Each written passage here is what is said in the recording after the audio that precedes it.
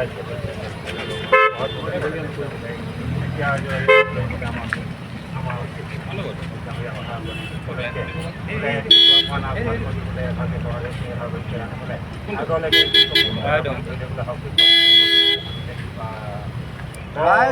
কুশলৰ জীয়ে বোলা জয় হৰি বোলা।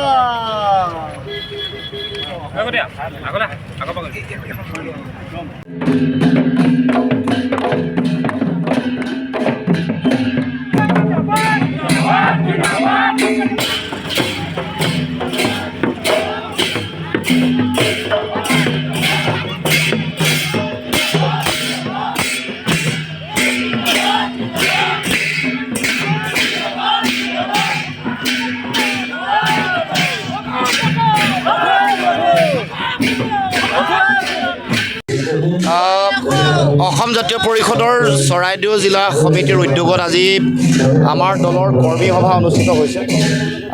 সাম্প্ৰতিক আমাৰ দলৰ যিটো সংগঠনৰ ভেটি শক্তিশালী কৰিবৰ কাৰণে আমি বিভিন্ন ধৰণৰ পৰিকল্পনা হাতত লৈছোঁ আৰু তাৰ অংশস্বৰূপে প্ৰতিখন জিলাতে জিলা পৰ্যায়ত প্ৰথমে আমাৰ এনেকৈ সাংগঠনিক সভা বা কৰ্মী সভা অনুষ্ঠিত হ'ব। বিশেষকৈ পঞ্চায়ত নিৰ্বাচন আৰু 2026 চনৰ বিধানসভা নিৰ্বাচনৰ প্ৰতি লক্ষ্য ৰাখি আমাৰ এই সাংগঠনিক কাৰ্যসূচী আৰম্ভ কৰিছোঁ। বিশেষকৈ সকলো অঞ্চলতে যাতে বিশেষকৈ পঞ্চায়ত, ৱাৰ্ড আৰু বুথ পৰ্যায়ত যাতে আমি সংগঠন কৰিব পাৰোঁ। সকলো ভাতৃ ভগ্নী সংগঠন যাতে সকলো অঞ্চলতে সকলো পৰ্যায়তে আমি কৰিব পাৰোঁ, তাৰ কাৰণে আমাৰ এই প্ৰয়াস। গতিকে আমাৰ আহি থাকিব লগা দিনসমূহত আমি বিভিন্ন ধৰণৰ কাৰ্যসূচী আৰু থাকিব। বিশেষকৈ সাংগঠনিক কৰ্মশালা, প্ৰশিক্ষণ, তাৰ উপৰিও আন বিভিন্ন ধৰণেৰে আমাৰ দলৰ কৰ্মকৰ্তাসকলক শক্তিশালী কৰিবৰ কাৰণে আমি এটা পৰিকল্পনা প্ৰস্তুত কৰিছোঁ, এটা ভিজন আমি দলে তৈয়াৰ কৰিছোঁ। আৰু তাৰ ভিত্তিত যোৱাকালি ডিগবৈত হৈ গৈছে। ডিগবৈ সমষ্টি সমিতিয়ে তেওঁলোকৰ কেইবাখনো পঞ্চায়তক লৈ তেনেকৈ কৰ্মী সভা অনুষ্ঠিত কৰিছে। গতিকে লক্ষ্য আমাৰ আহি থাকিব লগা দিনসমূহত পঞ্চায়ত নিৰ্বাচন আৰু 26ৰ বিধানসভা নিৰ্বাচন। দেখা গৈছে অসমৰ শেহতীয়াকৈ অসমৰ পৰিস্থিতি চাই যথেষ্ট অশান্ত, কি ক'ব গোটেই বিষয়টো? চাওক, এতিয়া আমি দেখিছোঁ যে অসমৰ যিটো ভয়াৱহ পৰিৱেশ সেইটো সমগ্ৰ জাতীয় জীৱনৰ কাৰণে খুব এটা অশনি সংকট নমাই আনিছে। কাৰণ এফালে হিন্দু মুছলমানৰ সাম্প্ৰদায়িক ৰাজনীতি আৰু তাৰ মাজেৰে বিভিন্ন জাতি জনগোষ্ঠীসমূহৰ মাজতো বিভাজনৰ ৰাজনীতি এটা কৰিবৰ কাৰণে চৰকাৰে চিন্তা চৰ্চা কৰিছে। চৰকাৰৰ মূল লক্ষ্যটোৱে হ'ল সাম্প্ৰদায়িকতা আৰু বিভাজন সৃষ্টি কৰি তেওঁলোকে ৰাজনৈতিক মুনাফা লাভ কৰিব পাৰে নেকি।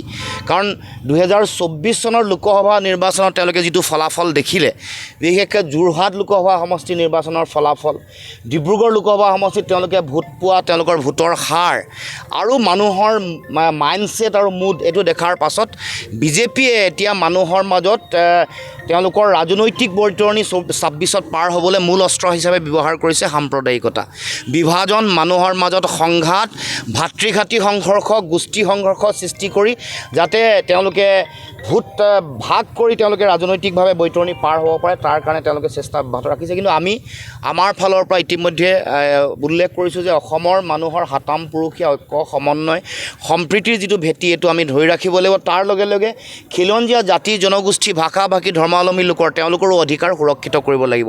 সেইকাৰণে অসম চুক্তিৰ 6 নম্বৰ দফাৰ আধাৰত আমাৰ অসমৰ প্ৰতিটো খিলঞ্জীয়া, থলগিৰি, ভূমিপুত্ৰ অসমীয়া মানুহৰ তেওঁলোকৰ ৰাজনৈতিক, সামাজিক, ভাষিক, সাংস্কৃতিক সুৰক্ষা যাতে সুনিৰ্দিষ্ট কৰিব পাৰোঁ।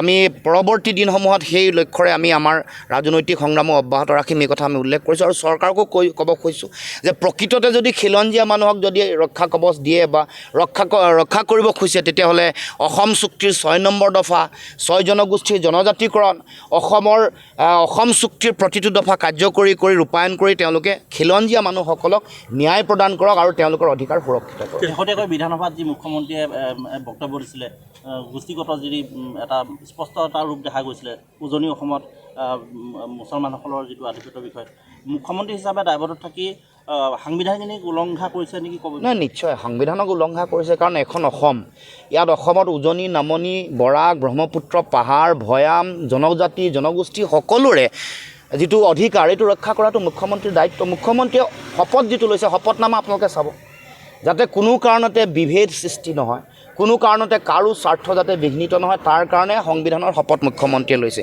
সেইকাৰণে উজনি আৰু নামনিৰ নামতো বিভাজন কৰিব নোৱাৰিব আৰু গোষ্ঠী বা ধৰ্মৰ নামতো কাকো বিভাজন কৰিব নোৱাৰিব। আমাৰ মূল কথাটো হ'ল যে বিদেশী যিসকল আছে তেওঁলোকক চিনাক্তকৰণ কিয় নকৰে? ৰাষ্ট্ৰীয় নাগৰিকপঞ্জী উন্নীতকৰণ মুখ্যমন্ত্ৰীয়েতো কৰা নাই। 20খন ট্ৰিবিউনেলৰ কোৰ্ট আছিলে, কোনে বন্ধ কৰিলে? হিমন্ত বিশ্ব শৰ্মাহে বন্ধ কৰিলে। তাৰমানে বিদেশীটো চিনাক্তকৰণ কৰি বহিষ্কৰণ কৰিবলৈ মুখ্যমন্ত্ৰী হিমন্ত বিশ্ব শৰ্মাৰ তেওঁৰ কোনো লক্ষ্য আৰু উদ্দেশ্য নাই। সেইকাৰণে 6 নম্বৰ দফা কাৰ্যকৰী কৰা নাই। এইটো খালি কেৱল মাত্ৰ হিন্দু মুছলমান এখন খেলখন খেলি থাকিব, বদৰুদ্দিন নাজমলক ব্যৱহাৰ কৰিব, তেওঁলোকৰ সাংসদক দি তেওঁলোকৰ মানুহক দি গান গোৱাই দিব মিয়া বা মুছলমানৰ নামত। ইয়াত আকৌ বেলেগ ধৰণৰ এটা খেল খেলিব, খেলি খালি নিৰ্বাচন পাৰ। সেইকাৰণে আপোনালোকে মনত ৰাখিবচোন, এই যে বাংলাদেশী বুলি কৈ বিদেশী বুলি কৈ গৰু খুঁটিত উচ্ছেদ কৰিলে, তেওঁলোককতো পুনৰ সংস্থাপন কৰিলে। আগতে যিমান মাটি আছিলে তাতকৈ 2 বা 3 বেছি মাটি দি তেওঁলোকক সংস্থাপন কৰা নাই জানো? তাৰমানে আমাৰ কথাটো হ'ল যে সঁচাকৈ বিদেশীসকলক বিতৰণ কৰিবৰ কাৰণে হিমন্ত বিশ্ব শৰ্মা চিৰিয়াছ হয় নেকি? নহয়। হ'লে ৰাষ্ট্ৰীয় নাগৰিকপঞ্জী উন্নীতকৰণ কৰিলে হ'লে অসম চুক্তিৰ 6 নম্বৰ দফা কাৰ্যকৰী কৰি খিলঞ্জীয়া মানুহক সাংবিধানিকভাৱে সুৰক্ষা দিলে হ'লে নিদিয়ে। কেৱল মাত্ৰ এইটো এটা শ্লোগান। আৰু তেওঁ এনেও বদৰুদ্দিনৰ লগত এইটো সম্পৰ্ক আছে। তেওঁ অসমত উজনি অসমলৈ আহোঁতে তেওঁ খিলঞ্জীয়া মানুহৰ অধিকাৰৰ কথা কয়, নামনি অসমলৈ গ'লে তেওঁ মুছলমানক তেওঁলোকে মাটি দিম বুলি বসুন্ধৰা আঁচনিৰ অধীনত মাটি দিম বুলি শ্লোগান দিয়ে। এইটোৱে এগৰাকী হ'ল মুখ্যমন্ত্ৰী। গতিকে হিমন্ত বিশ্ব শৰ্মাৰ নেতৃত্বত অসমৰ খিলঞ্জীয়া ভূমিপুত্ৰ থলগিৰি মানুহ অসমীয়া মানুহ সুৰক্ষিত নহয়। অসমৰ ভাৰতবৰ্ষৰ বা অসমৰ বৈধ ভাৰতীয় নাগৰিকো সুৰক্ষিত নহয়, এই কথা নিশ্চিত।